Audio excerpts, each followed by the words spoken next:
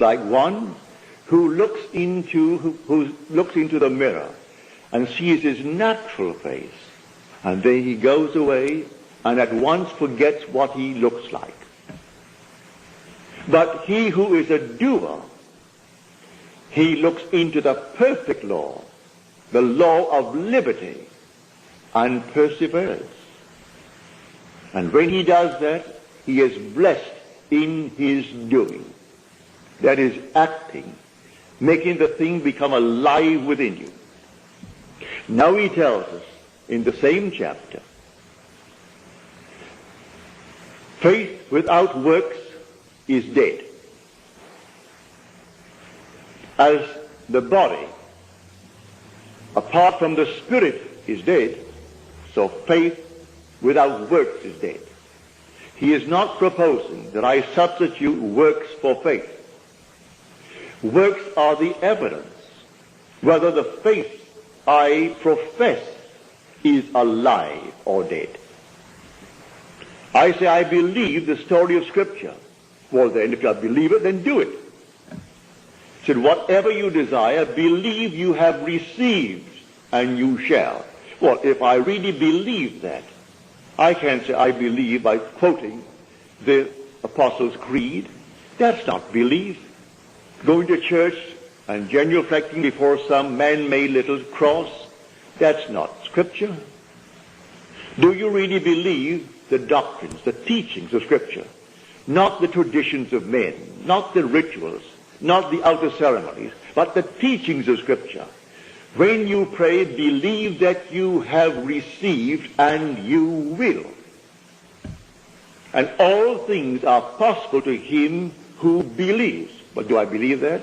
Well, then believe it. If I really believed I am out of the army, what and where would I be? Well, I would be at home, in my place, 1,000 miles away on Washington Square. If I looked through the window, I would see the Holly Apartments. If I looked to the left, I would see Washington Square. If I looked to the right, I would see 6th Avenue. It's now called the Avenue of the Americas. But then, and still is to me, raised as I was there, it's still 6th Avenue to me. And there I would look at 6th Avenue. Well, I did that night. I saw 6th Avenue. I saw Washington Square. And then I went through the entire apartment and touched these objects with my imaginary hands. Now, was that rational? The world will say that was the most irrational thing that one can do. Now, what is reason? The office of reason is simply to extract, conclusions from premises. Must my premises always be based upon the evidence of my senses? Must they always dictate what is rational to me? Well, having done this and proven it to be a fact, reason doesn't mean to me what it means to the world.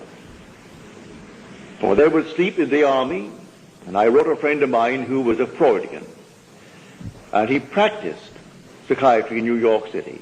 He was drafted, he was an Englishman too, and he was drafted and he was off in Florida, a man my age. And so when I got out, knowing exactly what I did, I wrote him a detailed letter telling him what I did and how to do it. No, he was a Freudian, and that was something that didn't make sense to him, not in this use of the imagination. So all right. He didn't answer my letter. I got out in 1943, in the spring, in the month of April, or was it March or April of 1943. They drafted me November the 19th, 1942, and I got out in March 1943. When the war was over and all the other fellows were being discharged, he was discharged.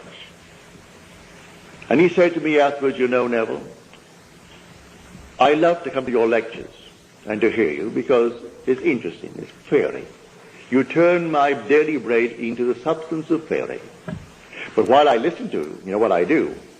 I put my feet right down into the carpet, and I hold on to the sides of the chair to keep my sense of the reality and the profundity of things, where he kept on holding his little cot in the army for another 3 years, because he couldn't let go and put himself where he wanted to be. So I am telling you how it's done. I am telling you how it's done from my own experience.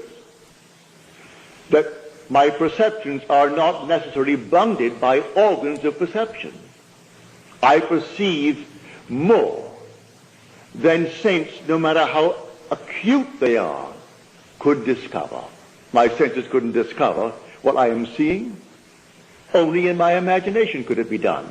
I'm seeing the Holly apartments.